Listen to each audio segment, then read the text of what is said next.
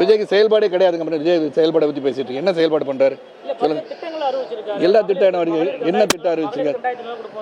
ஆமா, அது திருப்பி இலவசத்தை பத்தி பேசிட்டு இருக்காரு. அப்ப அவர் அதெல்லாம் விட்டுருக்கலாம்ல. மற்றவங்களை குறை சொன்ன அவர் அதெல்லாம் விட்டுருக்கலாம். எதுக்கு இலவசத்தை திருப்பி பேசிட்டு இருக்காரு? Freebie by economic principles itself freebie should not be allowed. But நம்மளுக்கு மக்களுக்கு தேவைப்படுவதற்கு நம்ம இலவசங்கள் கொடுக்குறோம்.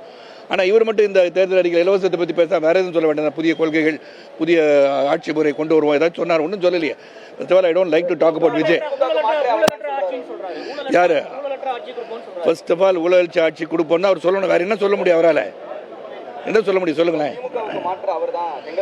அவர் சொல்லிட்டு இருக்க வேண்டிய கடமை. அவர் கட்சி ஆரம்பிச்சார், வேற என்ன சொல்லுவார்? அவ்வளவுதான் சொல்ல முடியும் அவரால். வேற எதுவும் சொல்ல முடியாது அவரால்.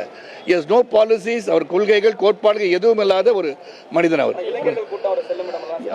எல்லா பக்கமும் அவருக்கு நான் 1996 போகும்போது இளைஞர்கள் கூட்டம் வந்திருக்கு. அப்ப நீங்களாம் இல்லை இல்லையா? சோசியல் மீடியாவும் கிடையாது. அதெல்லாம் கூட்டத்தை வச்சு ஒன்றும் கணக்கு பண்ண முடியாது. இது அரசியல் களம் செல்லும் போது அங்கே என்ன நடக்குது, நிலவரம் எப்படி இருக்கும் என்பதை நீங்கள் சென்ற பிறகு பார்க்க வேண்டிய ஒன்று. அவருக்கு அரசியல் வருவதை நான் வரவேற்கின்றேன். ஆனால் கொள்கை கோட்பாடு இல்லாத ஒரு இது ஏதோ பேசிட்டு இருக்காரு, அவ்வளவுதான். நான் தேர்தலில் போட்டி போடுவதில்லை. பல தடவை சொல்லிட்டேன். என்னுடைய பயணித்தவர்கள் கண்டிப்பாக போட்டி போடுவாங்க. வாங்கிட்டு 15% நீ 15% வாங்குவார் என்று சொன்னால் கூட, உங்க கருத்து கணிப்பு அப்படி இருந்தால் கூட ஒரு சீட்டு ஜெயிக்க மாட்டார் விஜய்.